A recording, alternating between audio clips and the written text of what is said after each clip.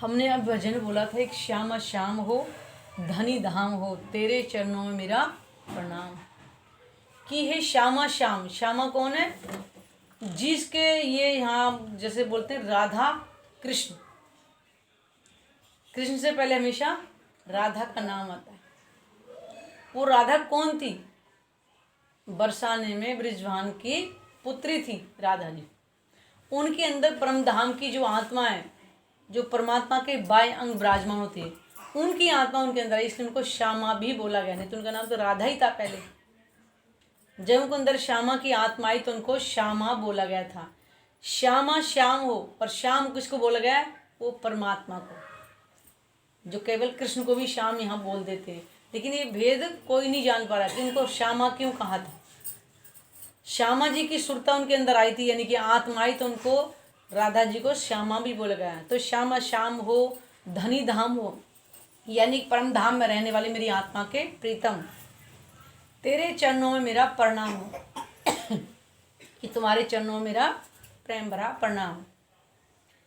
रंग महल में रहन हमारी, इस संसार में हमारे सबके घर हैं रहने के लिए, है ना। एक 5 तत्व का शरीर है जो उसके रहने के लिए घर है, तो वो आत्मा जो परमात्मा का, उसका क्या रहने का स्थान नहीं होगा?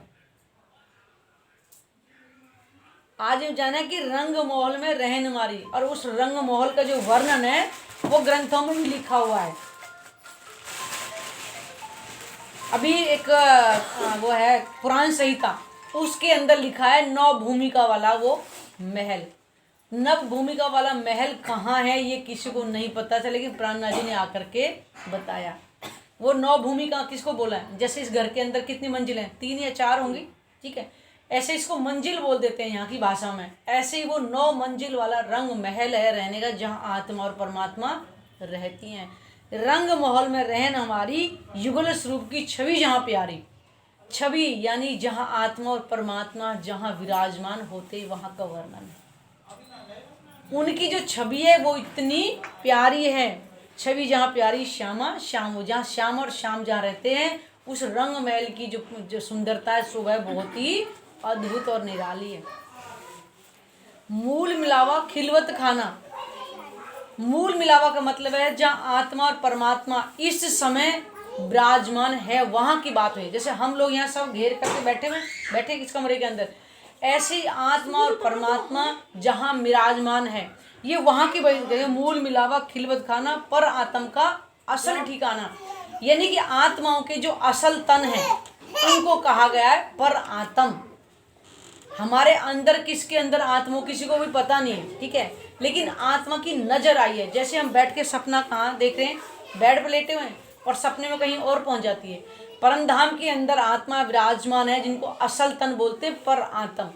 और पर आत्म की नजर को बोला है आत्मा। वो किसी के अंदर भी बैठ करके यहाँ खेल को, इस संसार को देख रही है।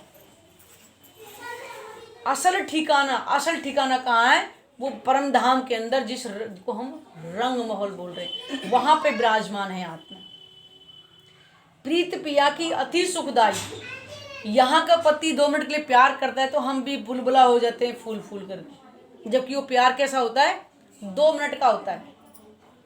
अभी पत्नी में 2 मिनट में ही प्यार, 2 मिनट में लड़ाई भी हो सकती है, लेकिन जहाँ आत्मा परमात्मा, लड़ाई का तो मतलब ही नहीं बनता है। तो कि वहाँ की जो प्रीत है वो बहुत ही सुखदायी है। सुख यानी उसके समान और कुछ संसार में है ही नहीं। पर निस्बत किसी ने न पाई।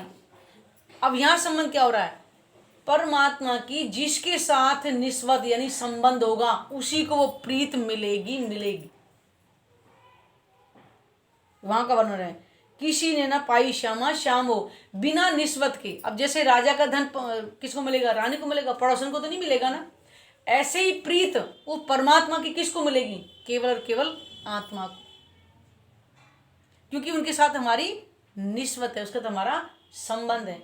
मान लो इस घर में ये मालकिन है, अब कमाई लाएंगे तो इन्हीं को देंगे ना, अब आप लोगों को तो नहीं देंगे, क्योंकि इनके साथ उनका संबंध है। ऐसे आत्मा और परमात्मा का आपस में जो प्रेम है, उसके सुखकारी कौन बनेंगे? अधिकारी कौन बनेंगे? केवल आत्मा है। सतगुरु बन पिया आप पधारे, इस संसार में सतगुरु 5 तत्व के जो गुरु होते हैं उनके पीछे लग जाते हैं कि यही हमारा गुरु है केवल, ठीक है। अब हमारे में क्या होता है कि ये वाणी जो है, जो आई है, क्योंकि इस वाणी से अगर ना ही आती है तो हमें पहचान नहीं होती, ना अपनी होती, ना अपने जो प्रीतम है यानी प्राणनाथ जी उनकी पहचान होती। तो कहते हैं सतगुरु बन पिया आप पधारे, वो वाणी ही हमारी एक तरह से सतगुरु है, क्योंकि सब कुछ इसके अंदर पहचान लिखी हुई है।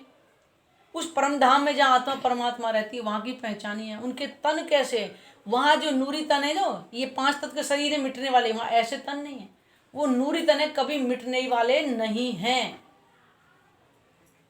तारतम के किए उजियारे, तारतम का मतलब है तार यानी जोड़ने वाला, तम मीन अंधेरा, अंधेरे से प्रकाश यानी परमात्मा तक जोड़ने वाला ज्ञान, जिसको हम तारतम वाणी बोलते हैं।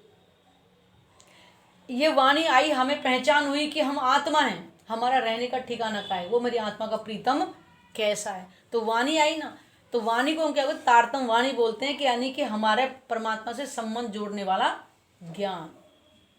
तारतम के किए उजियारे, क्योंकि इस संसार में क्या था, अज्ञानता का अंधकार ही अंधकार फैला हुआ था, को पता नहीं कि मैं कौन कहाँ से हूँ, किसी को पता आता है। हम यहाँ घर में चार्ज दे के 2 मिनट पे एड्रेस दे के चले तो वहाँ आ जाना, लेकिन शरीर छोड़ने के बाद कहाँ एड्रेस दे के जाएंगे, कुछ पता है किसी को कहाँ जाएंगे, नहीं ना। अब ज्ञान आया है तो ज्ञान से पहचान करके हमें पता चला कि हम कहाँ जाएंगे, ये मैं पहचान यहीं बैठे बैठे हो जाएगी कहाँ जाएंगे। अगर हम आत्म भाव लेकर के परमात्मा की भक्ति करेंगे तो हमारा दूसरा जन्म नहीं होगा। हमें पता है कि परमात्मा के चरणों में हमारा जीव अखंड हो जाएगा, हमें दोबारा जन्म नहीं मिलेगा। लेकिन इससे पहले पहचान नहीं थी, आवागमन में चलते आ रहे थे, ये तन छूटा दूसरा तन मिलेगा।